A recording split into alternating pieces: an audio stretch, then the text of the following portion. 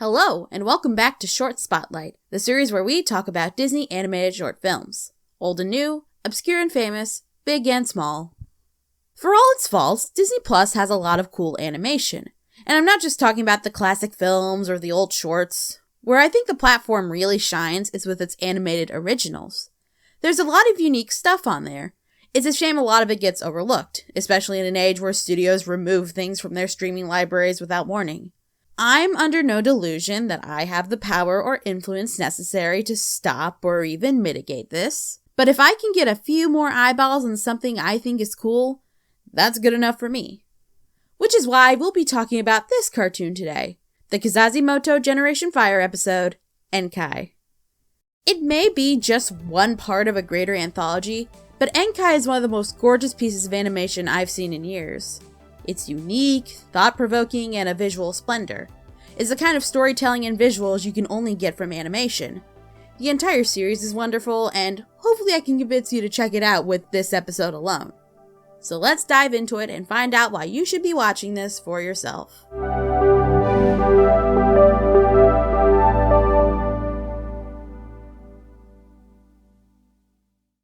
Kizazimoto Generation Fire is an animated series that debuted on Disney Plus in 2023.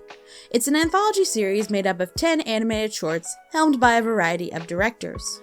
The stories are centered on African cultures, made by African filmmakers and studios. Sadly, African stories from African filmmakers aren't something people see very often in American animation, especially from a major company like Disney. Let's hope that won't be a problem for much longer.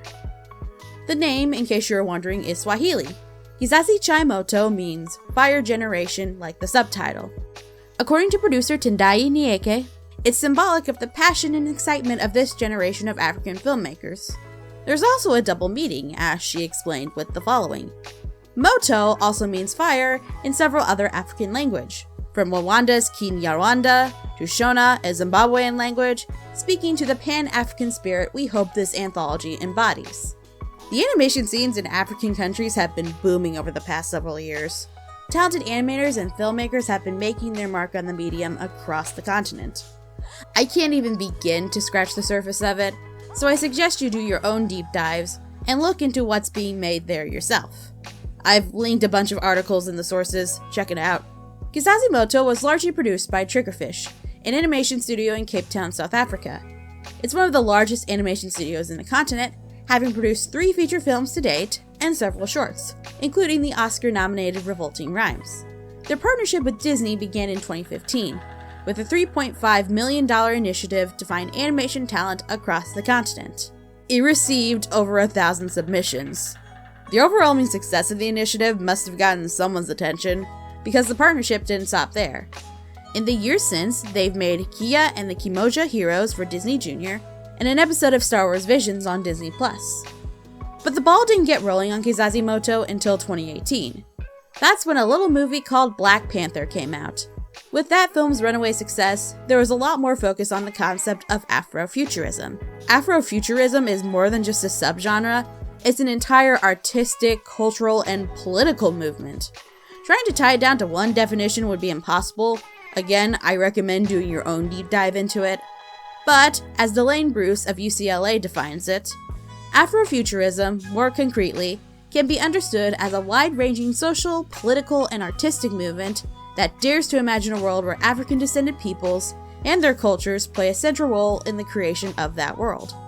It's existed for decades in music, literature, and any other medium you can think of, but Black Panther was its big mainstream breakthrough. That got the people at Triggerfish to wonder, what would it be like from our point of view? People were talking about the future of other places in the world. So what's the future of Africa? What's the future of the US in 100 years? What does Europe look like 100 years from now? But people were not talking about the future of Africa, right?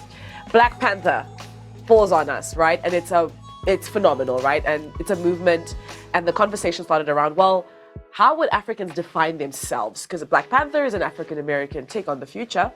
But how about us, right? So we put this pitch together to Disney, and we were like, there are amazing storytellers on the continent. If you can get behind us, we will find directors and support them and tell amazing stories, right, about a future Africa. It was then that Triggerfish met an American director and producer named Peter Ramsey. Ramsey got his start as a storyboard artist on films like Fight Club and an illustrator on films like Batman Forever. He hit his stride as a director later on, directing Rise of the Guardians for DreamWorks, and the big one I'm sure you all heard of, Spider-Man Into the Spider-Verse. He first learned of Triggerfish in 2019 upon visiting a Cape Town animation festival. He wasn't aware of the continent's animation scene, but upon visiting, he was enthralled by it, saying the following: "There was such energy there, and you could feel that the place was ready to explode, because everyone was steeped in animation and popular culture. It was as cutting edge as anywhere else, but they just hadn't had that exposure on the world stage." When Triggerfish approached him months later for the project, he immediately said yes. His role as a producer was basically overseeing what the other filmmakers were doing, looking over their work, giving them notes, and generally guiding them in making narrative short films. Over 70 filmmakers pitched their ideas, and from that pool, 10 stories were chosen. One of the selected directors was Nyendo Muki.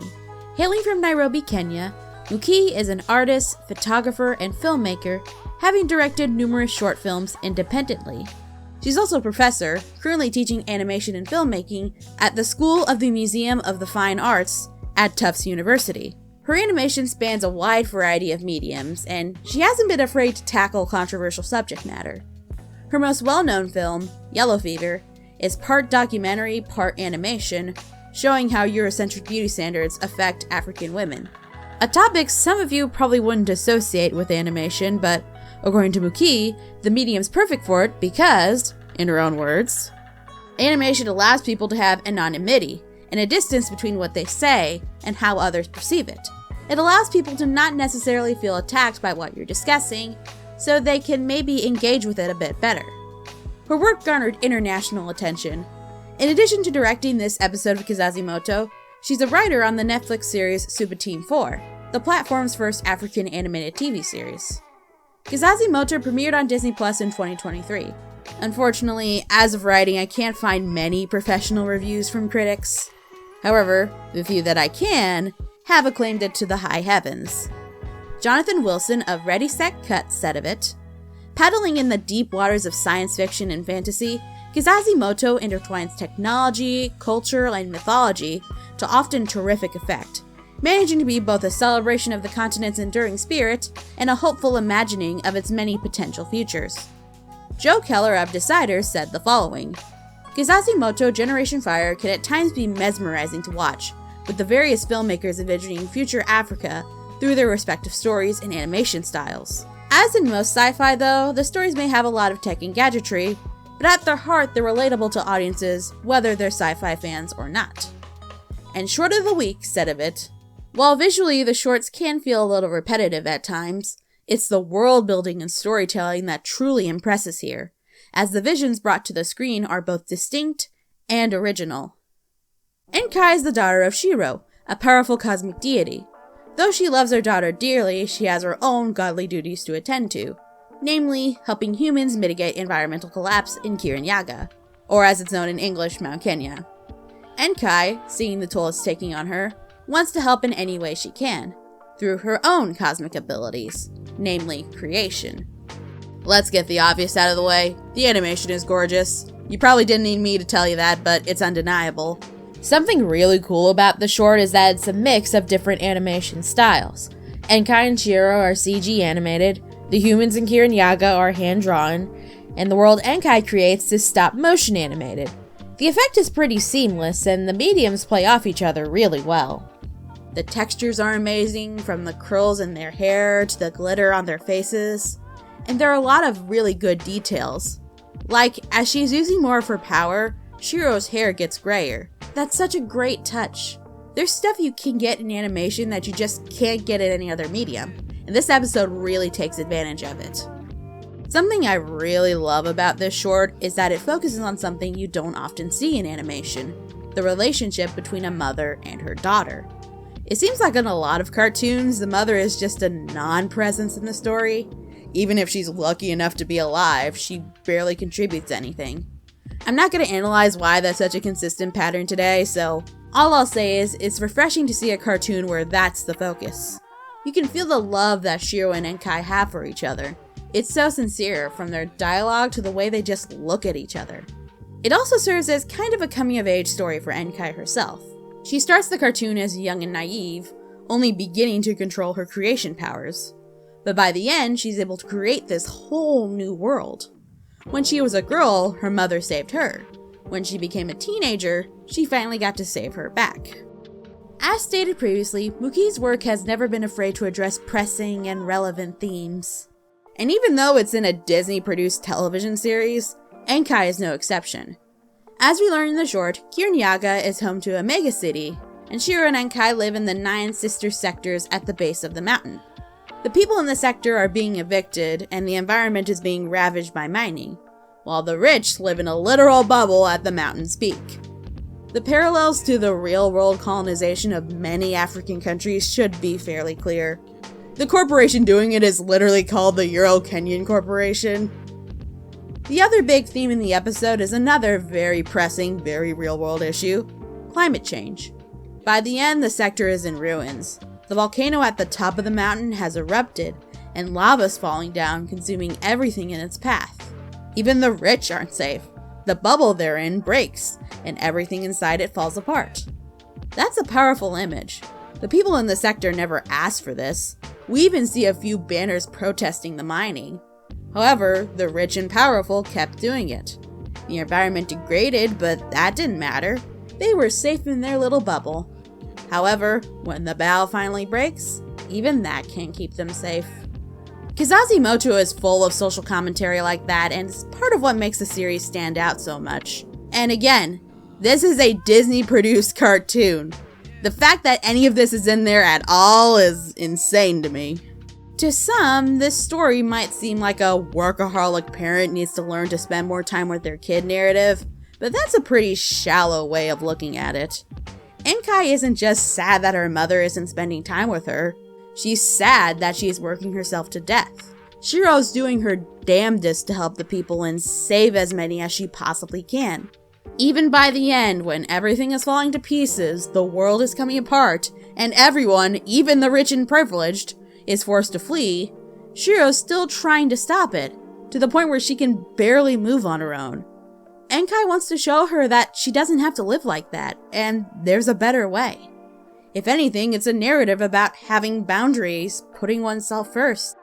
You know, when you're young and you're looking at your parents, especially your mother's really struggling, and maybe they're overcome with the things that they're carrying. You know, there's women, especially like Black women, Indigenous women, are always carrying a lot of weight for their societies.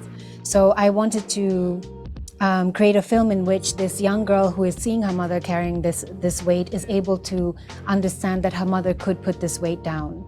You know, that there's a different way to live in life, and that we don't have to carry all of the things that have been put onto our shoulders, whether it's through like customs or it's through the patriarchy or whatever it is that enjoys burdening women in society. As bleak as the idea of the world being too far gone that even a deity can't save it might be, the episode still ends on a hopeful note. Enkai creates an entirely new world free from any baggage. Even if everything's falling apart at the seams, there's still the possibility of rebirth. A new world built from the lessons learned from the old. Definitely something to keep in mind with things going on nowadays. There's one minor grievance I have. It's not with the cartoon itself, but with the version of it on Disney+. The show is in English, but the characters will sometimes speak other languages. Here it's Swahili. However, the subtitles did that annoying thing where instead of telling you what the words mean, it just says in parentheses, speaking Swahili. What makes this even weirder is that other episodes of Kizazimoto did translate the non-English phrases in the subtitles, but for some reason this one didn't.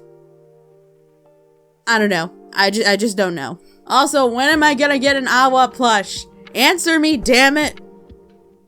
In a series full of amazing storytelling and brilliant animation, Enkai still stands out as particularly impressive.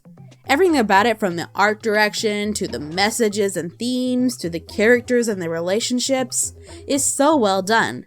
The fact that it managed to squeeze all of that into a 10-minute episode makes it even more incredible. You owe it to yourself to check it out, along with the rest of Kizazimoto while you're at it. And hopefully, we'll get to see a lot more stuff like this in the future. Would you like to pick the next cartoon we cover? Then head over to my Patreon. If you sign up at any tier, you'll be able to vote on which short we spotlight next. These are your options. Choose wisely. In the meantime, have you seen this show? What did you think of it? What was your favorite episode? Are there any others you want to see covered in a future short spotlight? Whatever it is, let me know down in the comments. Thank you so much for watching as always, and I will talk to you guys soon. Take care.